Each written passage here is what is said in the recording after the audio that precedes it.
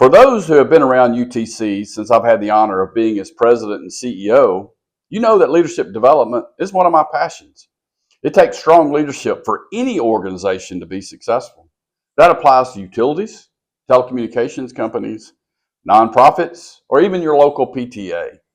Today on this podcast, we'll dive into the topic of leadership with an industry executive who brings a depth of leadership experience to the table. Hello, everyone, and welcome to our podcast. I am UTC President and CEO Rusty Williams, and thank you for joining us today on this edition of the UTC podcast that we call The Intersection, which is sponsored by Anterix and Belden. Now, we call it The Intersection because UTC and its members sit at the intersection of technology and the delivery of reliable and cost-effective utility services. Today, I am happy to welcome Mr. Dave Hattie as our guest. Dave has spent his career in the telecommunications and utility industry in several different executive leadership roles that we want to tap into today. Dave's experience includes stints at Consumers Power, GE Mobile, Ericsson, Raycom, EF Johnson, 3Com, as well as other companies that we'll talk about a little bit today. But most recently, Dave has been working with the team at LocknY as they support the critical infrastructure industry. Dave, it's great to have you with us today on this episode of The Intersection. Rusty, I couldn't be happier to be here. You and I have known each other a long time, and if we'd predicted 5 years ago we'd be sitting here doing a podcast together, I'd have laughed at you, but here we are. You never know, right? I joked with someone just in the last couple of days, you never know where life's going to take you. Everything we do kind of makes us who we are, and who would have known, 10 years ago, 5 years ago, I'd be sitting in this seat myself. And I know you've had several instances along your career that you had opportunities pop up and were able to take advantage of it as well. Well, I just sort of hit the highlights when I introduced you, Dave, company names specifically, but let me give you a couple of minutes to talk about your career. From your perspective, kind of what's the highlights of your career. And if somebody walked up to me or to you and said, "Hey, who is Dave Hattie?" Yeah, how would you answer that question? Well, thank you. I'll say what I tell people is I start out with, I've had a blessed career. I can't imagine that a poor boy from the wrong side of the tracks in Jackson, Michigan has had the opportunity to do all the things that I've had the opportunity to do. And one of my best friends in college said, Hattie, you're lucky. You could fall in a bucket of crap and come out smelling like a rose. And I told him, it's not about luck. It's just about alert, listen, pay attention. And as you said a minute ago, when you see the opportunity arise, you got to decide, am I going to take advantage of this opportunity or not? And that's how I've lived my life and my career. So you mentioned Consumers Power. I was actually an intern. I was going to engineering school at Michigan. I was an intern at Consumers Power. And all my friends at Michigan said, "Well, you're not going to go work for those guys, are you? You're going to sit in the back office, for the rest of your life, smoking cigars and designing transmission lines." And I ended up, I did go to work for them because Consumers Power gave me the opportunity to be a telecommunications person. I was one of their first telecoms engineers and learned a heck of a lot about telecom, had the opportunity to touch things that, again, I never had at that point in my life, I had no right to be doing public warning systems around nuclear plants, right, cap bank control systems, but I did. And sheer dumb luck, I got the opportunity to go to GE. And GE did me some real favors. I mean, I was part of the team that created the EDAX technology. I also worked on cellular while I was down there. And GE thought that there was leadership in me. And so they sent me off to various trainings to make a leader out of me. And from there, I've just had a great time moving all around our industry and all around the technology industry in general. But I've always been on the edges or middle of telecom, and I've always been somehow connected to supporting utilities and public safety. And that's really how I would characterize my career. I've had just the privilege to lead just about every team in the business. I've made every mistake at least 17 times, but I've tried to learn from them somewhere along the way. Yeah, that's and you're being modest about your career because you've had some great opportunities and leadership roles. But you mentioned the word luck. I'll quote the great football coach Bear Bryant. Now, if I'm from Alabama, so I'm going to pull somebody like that out. But he was famous for saying, it's interesting. The harder I work, the luckier I get. Yeah. Right. So while Exactly. some things are luck, happenstance, divine intervention, whatever you want to call them, the more we prepare and the harder we work, and the more those opportunities seem to come up. So that's absolutely correct.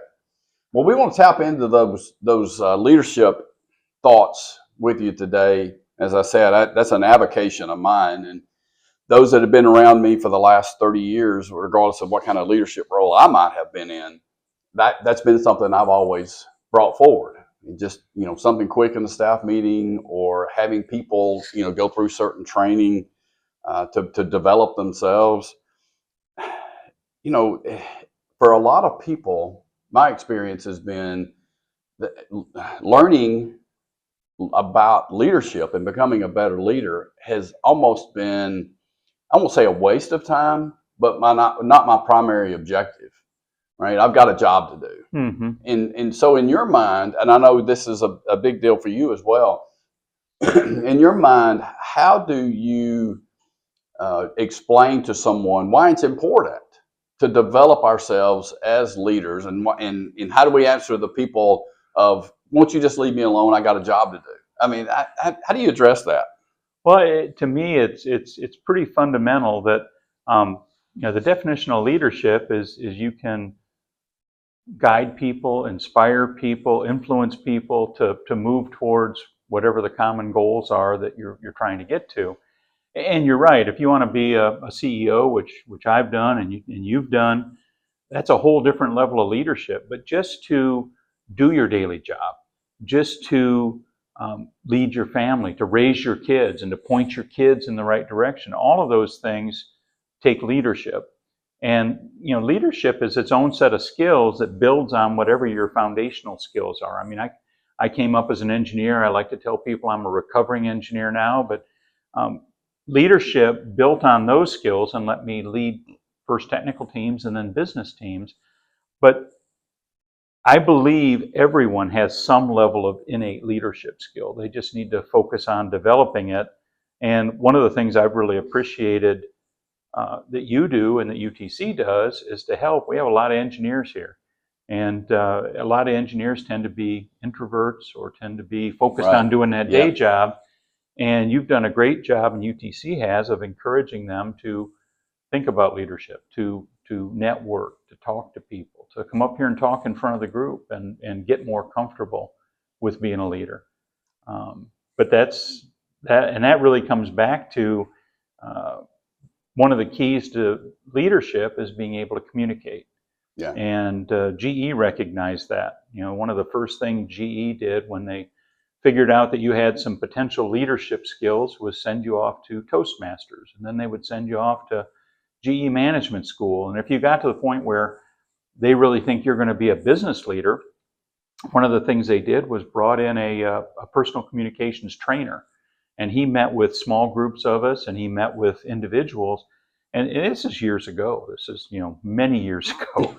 It was expensive to have a videotaping facility, but Right. they would videotape us speaking and send the tape home for us to watch to figure out how to improve.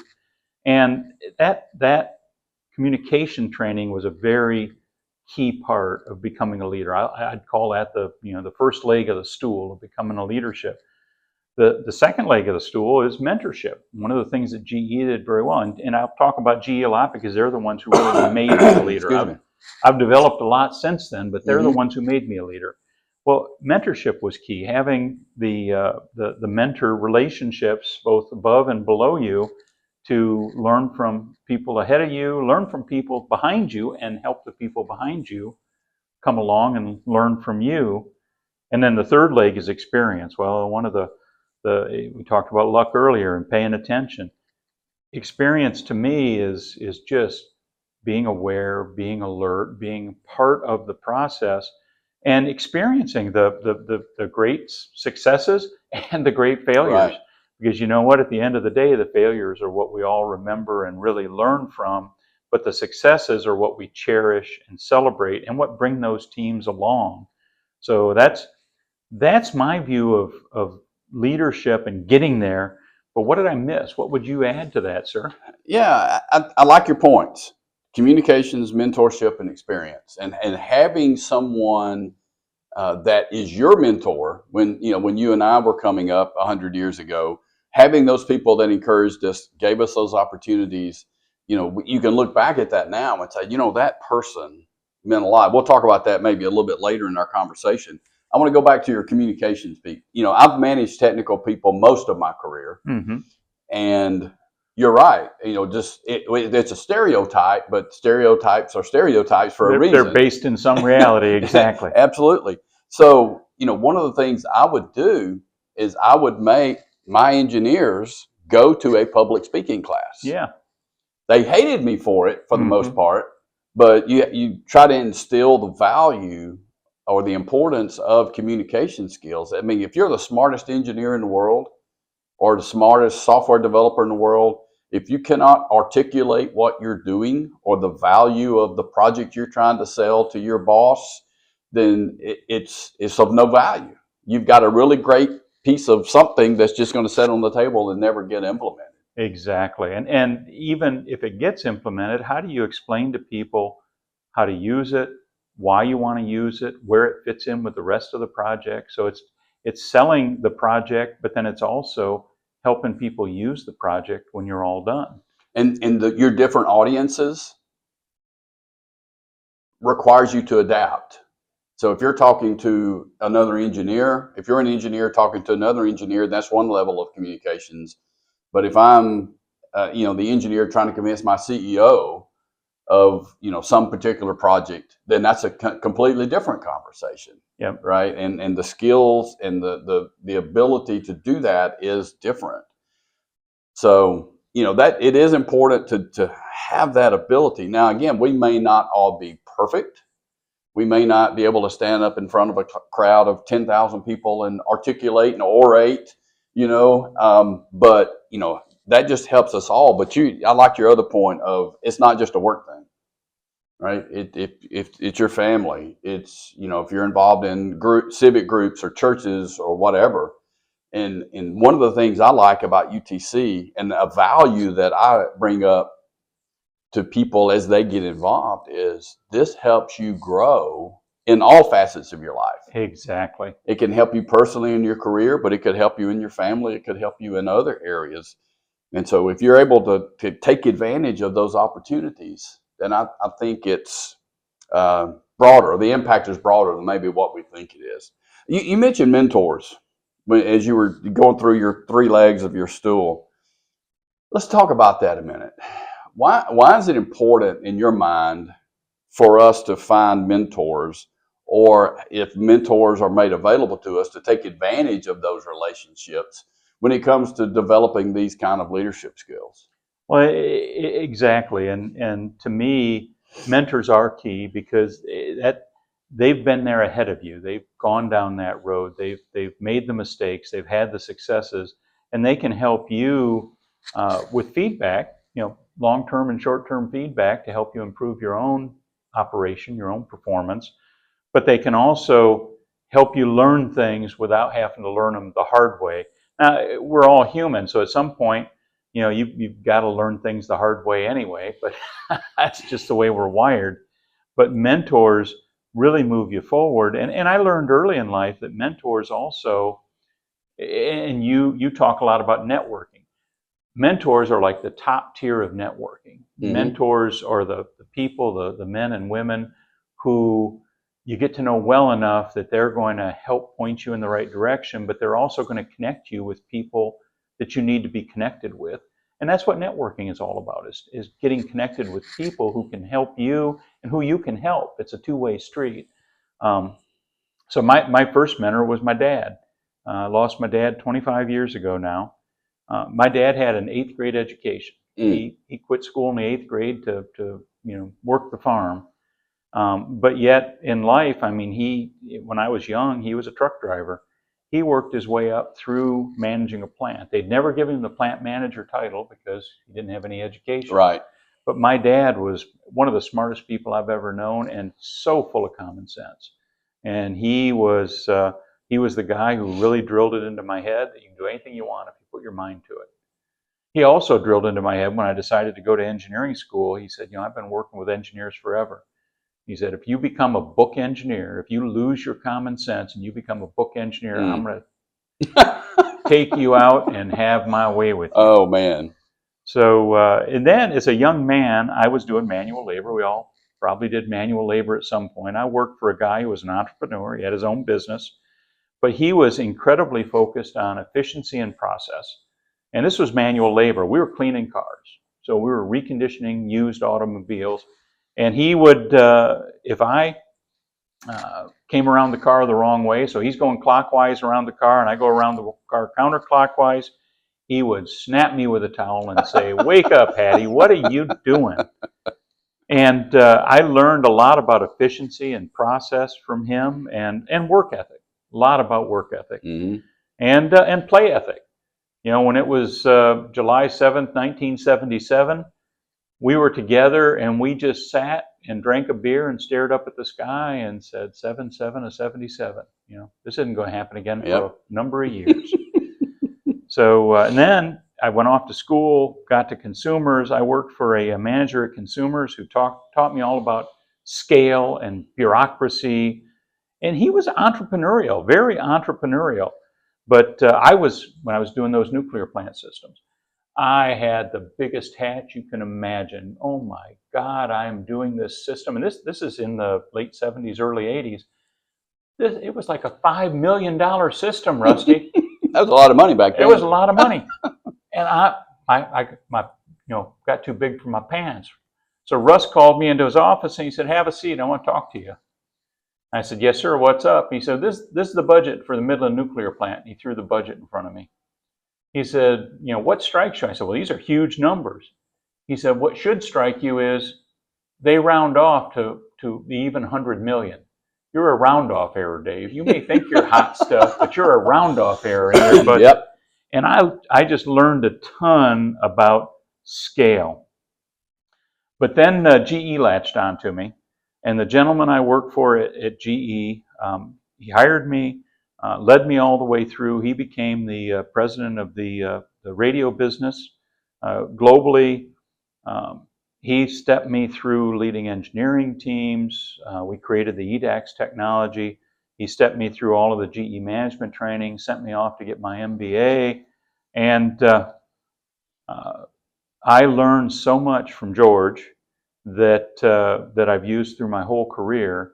I can't thank him enough. God rest his soul too. And the hardest part about getting old is all my old friends and mentors are retired or dead or both. But life goes on.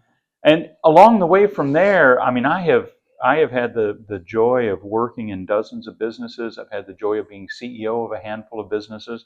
I've had more mentors than I can count, but I'm probably taking up too much time with this. But what about you? I bet you've had some serious mentors along the way too. I have, but I want to address it slightly differently because there are a lot of ways that people can influence us. So what I wanted to kind of mention here as a part of this conversation was there may be a difference in someone that motivates you and someone that's really a mentor. Mm-hmm. Right? So sometimes you need the encouragement, the motivation. And, I think of one gentleman in particular that I was, graduating from high school and trying to decide what I wanted to do. And he just came up to me one day and started talking about, well, you know what, you might be interested in going into engineering. And here's why. You can do it. You have, you can, flourish in that field. You can get that degree. And it just took someone going, hey, just a little soft push or a little encouragement. And that was a gentleman that, I wasn't around for long after that, and so you couldn't go back and, thank him for that. But I still remember that. His name's Jerry Dollar. But you think back from your self-motivation. I grew up in kind of the rural area of North Alabama, and every one of the guys I went to high school with, the only ambitions they had was to either go to work in the coal mine or the steel mill. right? And again, good jobs. I'm not trying to disparaging the jobs, but that wasn't what I wanted to do. Right. It only took me one trip down into an underground coal mine to figure out that I did not want to do that for a living. But as I got started, there were men, particularly that I worked for along the way, that was able to encourage me. Mm-hmm. It gave me the opportunity, as you said, to do something you have not done before, to fail and then learn from it. One gentleman who probably had the biggest influence was my director at the time at Southern, a guy by the name of Dan Trainer. And he was very good at encouraging and mentoring. He had said, "Hey, man, how would you like to do this?" Or, this may be an opportunity. I think the first international trip I ever took, Dan said, there's a utility conference in Dubai. This was probably early 90s, before Dubai was a cool place to go. Yeah. Right. And how'd you like to go and speak at this utility conference? Wow, that's a little intimidating, but yeah, I love to do that. So Dan was one of those and there were so many others along the way, but we have to look for those. We have to look for the opportunities, right? And one of the ways at UTC that we try to, add that value to our members, the individual members, not necessarily the corporate members, or at least not directly, is to find ways for people to get involved and learn some of those leadership skills. Do you think, particularly, again, from an engineering perspective, you may not have the opportunity to lead a work group or, have some of these experiences that you can have if you get involved with UTC. You could chair a committee, learn how to run a meeting. Maybe you've never run a meeting before. Mm-hmm. This whole idea of Robert's Rules of Orders, I don't know if you've ever done that. I always joked and said, if you really want to learn Robert's Rules of Order, you need to moderate a church business meeting. Oh, yeah. Those can get convoluted, and motions and, changes and, all these things. But UTC is a place you can do that. You can learn about finances. You can learn about, talking in front of regulators. And so we actually, before I got into this position, we created more of an informal, formal, somewhere in the middle between formal and informal leadership development program, that if there were people that were involved with UTC and they wanted to get more involved and learn and grow, then we created this leadership development program and assigned them a mentor. Mm-hmm. Primarily a past UTC board chair to help them. And when we'll have 4 or 5 or 6 people at a time going through this little process, but we meet every month, and have conversations. Sometimes it's something really important. Sometimes it seems pretty benign, but that's part of the growth process. So to me, that kind of process, whether it's in your corporation or it's in an organization like this, or it could be any other places, civic or otherwise. So you talked about GE a good bit. I know GE was well known for those kinds of programs. So, I don't know what else if there's anything else you haven't said already about the GE process of helping develop people or not, but I'll give you a second if there is something else. Well, and I applaud what you're doing with UTC. As I said before that, I think that is tremendous. And I think it's a way to develop new leaders for the industry, not just, you're developing new leaders for UTC to drop into board chairs or committee chairs and drop onto the board chairs regionally and nationally. And I think that is tremendous. But you're following a lot of the same path that GE followed of, first you got to pick the people that are willing, I think everybody has the spark if they're willing, mm-hmm. and then develop that spark within them by providing the mentorship, providing the instruction. And that's exactly what GE did. GE, as I mentioned, we used outdoor programs or outside programs like Toastmaster. But, GE, we had Crotonville, the GE College, and spent a lot of time up there going through Crotonville.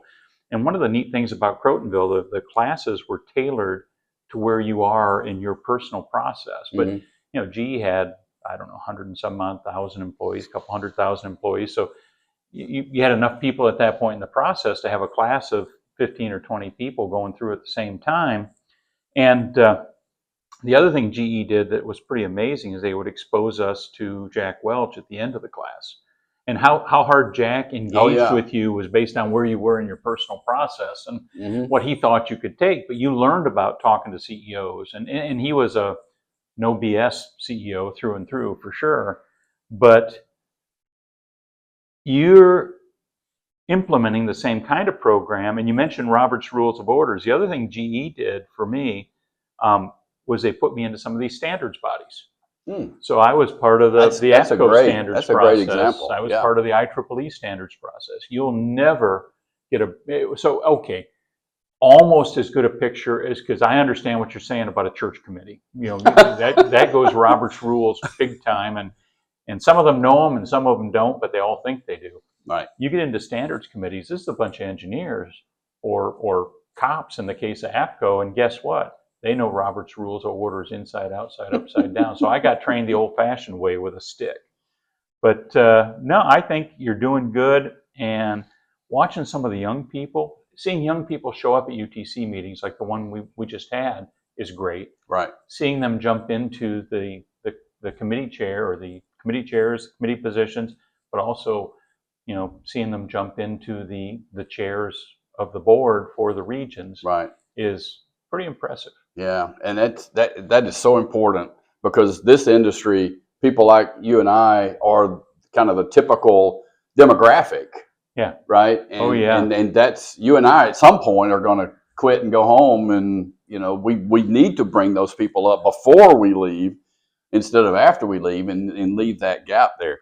Dave, you and I had several things we wanted to talk about, and unfortunately, we we can't get to them all. This turns into a 3-hour podcast, which I would love, by the way. I'm not sure. I enjoy our discussions. How many of our listeners would love a 3-hour podcast?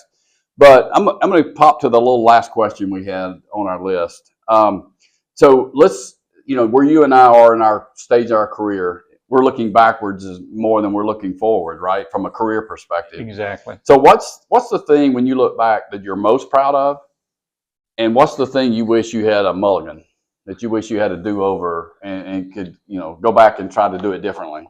Well, that's a tough one. I mean, I've had a blessed career. I've had the privilege to lead a lot of fantastic teams. And, most people in their career don't get to be a part of changing the world. And I've gotten to be a part of changing the world a couple of times, which is amazing and very humbling. I'd say the top of my list is the teams I've created, and my Ericsson team. So I ended up running North America for Ericsson Business Radio before I left there. The team that was helping me run it, so I had both the utility business, the federal business, and the public safety business. That team has gone on, almost every one of them, to lead businesses or lead giant operations. So the Ericsson Business Radio, my right hand ended up running that. I had ex-staff that have run businesses at Tyco, at EF Johnson, at Tate, at BK Radio, at FirstNet. That's what I'm most proud of, is I had a small hand. These were smart people. They had a lot of mentors besides me. I think they'd have gotten there without me, but I think I helped a little bit along the way, and I'm very proud of that. Close second would be the EDAX system. That thing changed the world. And I had a situation just recently where I was, 3 years ago, I was at a company out in West. They're touring the data center, and I walked by a set of racks, and I stopped dead, and the guy turns and says, "What's wrong, Dave?" I think I recognize these racks. They still had an EDAX switch running. Wow. They were in the process of shutting it down and moving on to another new system, but it was still running. I couldn't believe it. We'd sold that thing to him 30 plus years ago, and it was still running. I asked him how he kept it running. He said, lots of eBay. Yeah.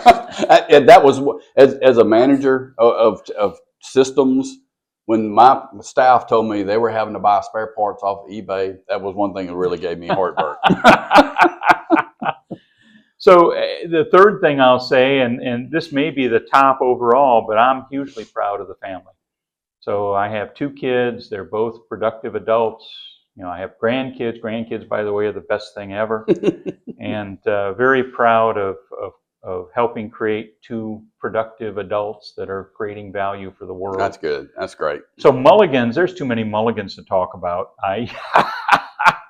But you know what?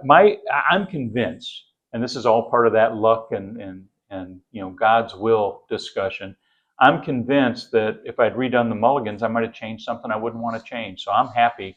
I'm happy with where I am at this point. And as you know, I retired most of 10 years ago now and got bored. I retired as a CEO, got bored, decided to get back into doing what I love, which is what I'm doing now. I lead technical teams. I help utilities with their strategy, with their plans, with their giant communication systems. And LocknY has been a great vehicle to help me make those connections and get it done and get me back into UTC. So Yeah, I'm pretty thankful. well, we appreciate what you and LocknY do with as a part of UTC, and that's a testament to them to get someone of your caliber involved in their business, which is a smart business move. But at the same time, it's good for this industry.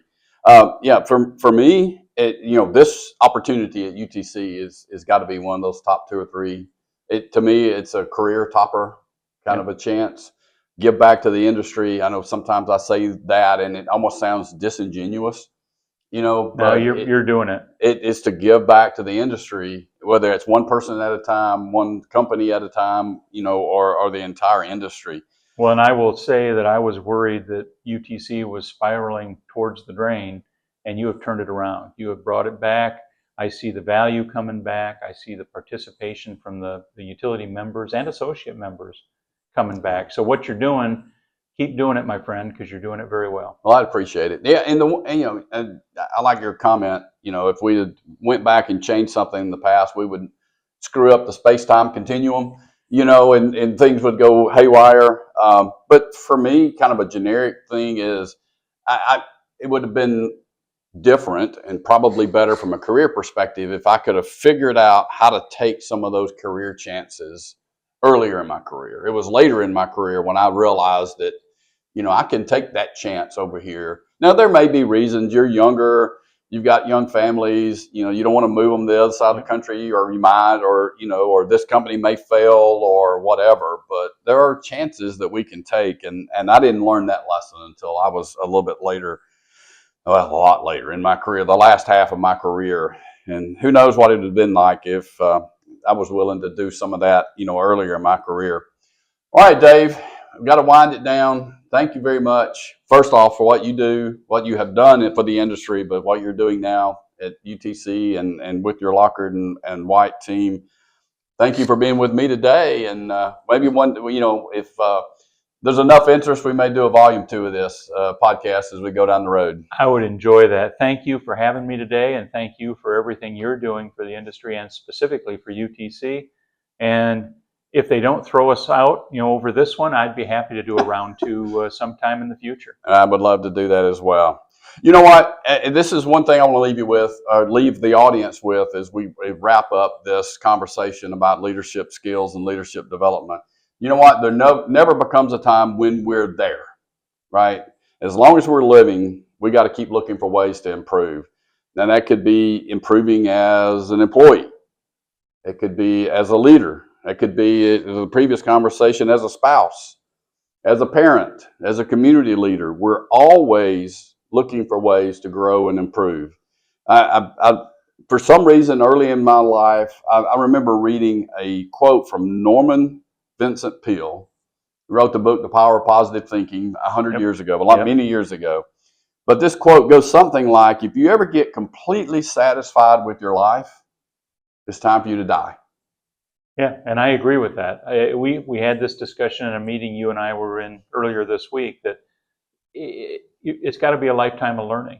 And it's not just learning your profession, it's learning life, it's learning hobbies, it's learning relationships. But if you stop moving, if you stop learning, then you're going to fall over. That's the way I take it. We should never stop learning or looking for ways to improve. And we should never stop looking for ways to impact those that are around us, regardless if it's, work, family, community, or whatever. Well, to the audience, thank you for listening to this edition of the Intersection Podcast, which is sponsored by Anterix and Belden. Hope you enjoyed it, and I hope you'll subscribe to the podcast. Be on the lookout for future monthly episodes. I look forward to having you back with us again soon. In the dynamic world of private LTE networks for utilities, it's all about a collective approach toward grid modernization solutions. Together with our 100-plus member ecosystem and the Utility Strategic Advisory Board, we're de-risking private LTE investments. We're not just providing solutions, we're pioneering a cleaner, safer, more affordable, and secure energy future through 900 megahertz powered private LTE networks.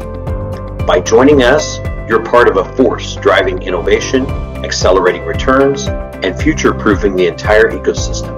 It's more than spectrum. It's about evolving together. Don't miss out.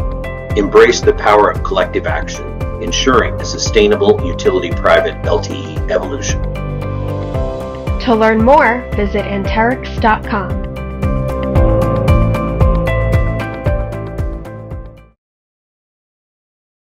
Today's grids are more connected and more vulnerable. Belden protects your infrastructure with built-in cybersecurity, from network access control to secure remote access and encryption at the edge. Whether it's compliance or resilience, Belden keeps you secure from the ground up. Discover defense in depth at go.belden.com/energy. Belden, your partner in power.